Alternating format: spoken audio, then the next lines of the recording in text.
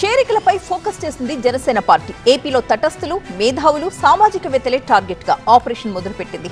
చేరికల కోసం 14 మందితో కమిటీ వేశారు పవన్ కళ్యాణ్. త్వరలో తెలంగాణలో కూడా కమిటీ వేస్తామన్నారు ఏపీ డిప్యూటీ సీఎం.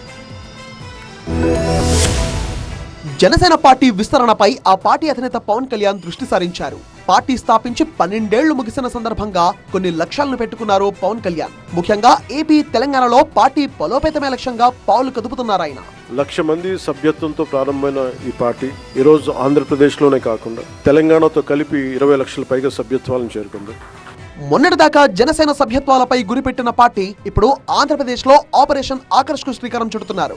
విద్యావంతులు, సామాజికవేత్తలు, తటస్థులను పార్టీలో చేర్చుకోవాలని పవన్ కళ్యాణ్ నిర్ణయించారు. 14 మందితో చేరికల కమిటీని ప్రకటించారు పవన్ కళ్యాణ్.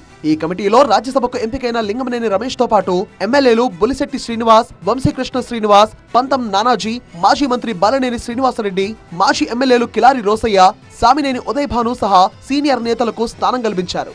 త్వరలోనే జాయినింగ్స్ కమిటీ సమావేశం నిర్వహిస్తామన్నారు పవన్. పార్టీలో చేరికలపై కమిటీకి దిశానిర్దేశం చేస్తామన్నారు. ఏపీ తరహాలోనే తెలంగాణలోనూ జాయినింగ్స్ కమిటీ నియమిస్తామన్నారు.